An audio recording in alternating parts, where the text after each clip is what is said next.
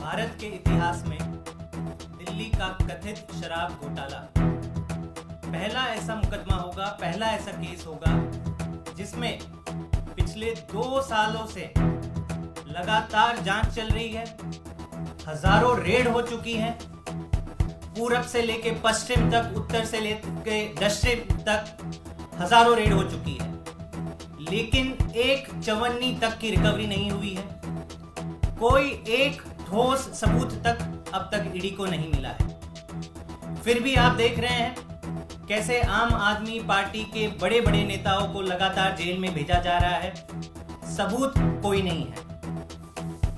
ये जो ईडी का इन्वेस्टिगेशन चल रहा है पिछले 2 सालों से, उसका एकमात्र आधार है। उसका आधार है कि कुछ लोग जिनको पहले आरोपी बनाया गया था और वो फिर सरकारी गवाह मतलब गवर्नमेंट अप्रूवर्स बन गए थे, उनके स्टेटमेंट्स के आधार पर ये पूरा केस खड़ा हुआ है।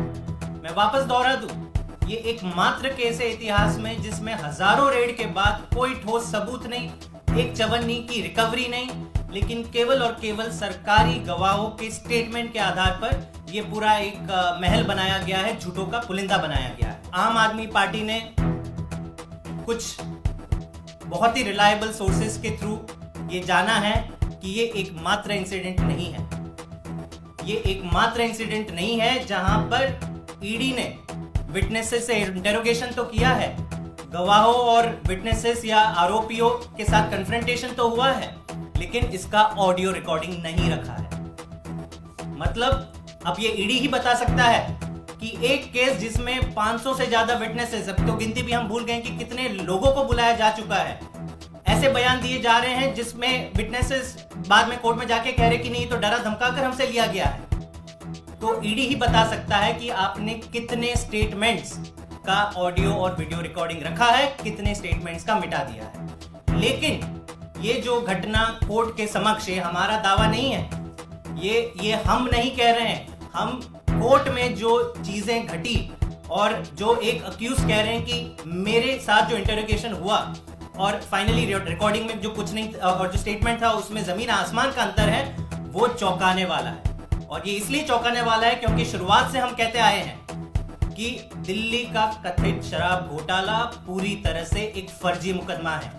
ना चवन्नी की रिकवरी हुई है, ना एक ठोस सबूत मिला है, और अब जो निकल के आ रहा है कि जो रिटन स्टेटमेंट्स गवाहों ने दिए हैं, सरकारी गवाहों ने दिए हैं, आरोपियों ने दिए, इसका भी कोई आधार नहीं है। इसमें कोई ऑडियो रिकॉर्डिंग से आप इसको सब्सटैंशिएट नहीं कर पाओगे। मतलब पूरी तरह से ये केवल और केवल एक पॉलिटिकल वेंडेटा था, है और जारी है। केवल और केवल इसका एकमात्र मकसद है कि कैसे भी करके आम आदमी पार्टी को खत्म करो, अरविंद केजरीवाल को जेल के अंदर डालो, आम आदमी पार्टी के सारे लीडर्स को जेल के अंदर डालो। अंत में मैं ईडी से और आम आदमी पार्टी ईडी से केवल 2 सवाल पूछना चाहेगी कि सुप्रीम कोर्ट का ये जो 2 दिसंबर 2020 का ऑर्डर जो तुरंत लागू होता है, देश के ऊपर लागू होता है, किसने आपको अधिकार दिया कि सुप्रीम कोर्ट के ऑर्डर को आप नहीं मान रहे? किसके दबाव में आकर आपने ये फैसला किया कि सुप्रीम कोर्ट के 2 दिसंबर 2020 के ऑर्डर को आप नहीं मानोगे? जो ऑर्डर देश के हर पुलिस सिस्टम के ऊपर लागू है, सीबीआई के ऊपर लागू है, ईडी के ऊपर लागू है, तमाम ऐसी इन्वेस्टिगेटिव एजेंसी हैं, इन सब के ऊपर लागू है। ईडी ने ये कैसे डिसाइड किया कि हम इसका उल्लंघन करेंगे? दूसरा, आप खुद बताएं कि आपने